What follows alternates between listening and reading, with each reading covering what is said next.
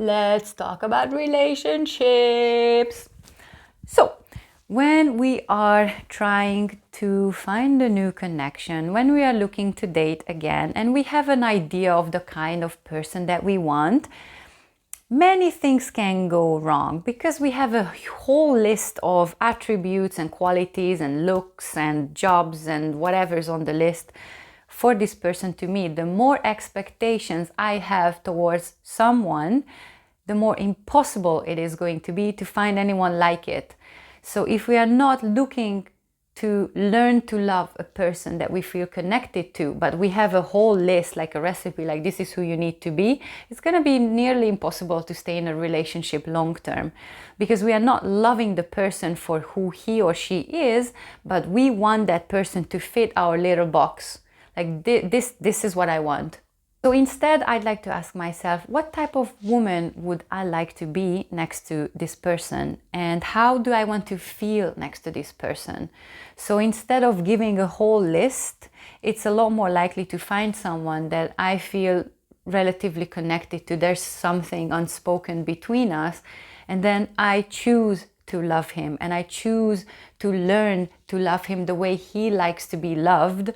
Instead of me forcing my love upon him, he teaches me and I learn his ways. So he knows what his love language is, and I know what mine is. So we just have to communicate it clearly and learn each other's ways and adapt and communicate and so on. If I free this person from all of these expectations, then he gets to be himself and he's not trying to fit the picture that I have in my mind. And also, I'm not going into a new love with the purple cloud, because whether it's purple or black, it's a freaking cloud. There's no clarity looking through a cloud.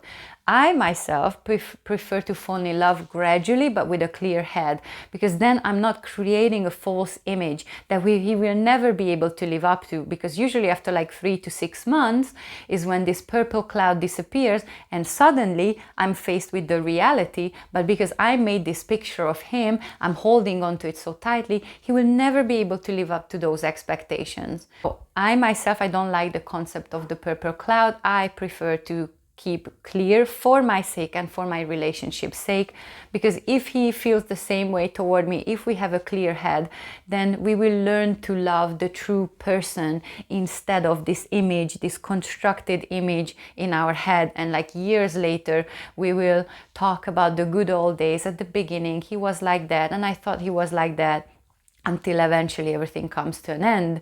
So no, let the person be themselves. Allow yourself to be yourself, because if you don't, you're deceiving the person. You're creating an image in that person's head, and then he will have to go through that months later when eventually you won't be able to keep up that image. Instead, it's just way easier to be myself, and that person can choose to love me for who I am, who is constantly evolving. So I'm not staying like, this is it, this is for the rest of your life. No. This is constantly evolving, developing, and we learn together and so on. But I prefer the person to fall in love with the true me, instead of just like, yeah, because she checks this box and that box and whatever box, and that's the way she looks and these are the things that she possesses.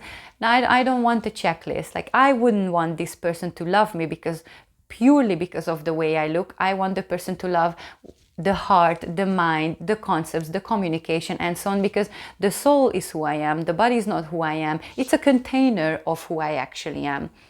And I would like to feel the same way about my partner. So this is how I approach relationships. I don't like to have the checklist. So as long as it feels good, we will figure the details out.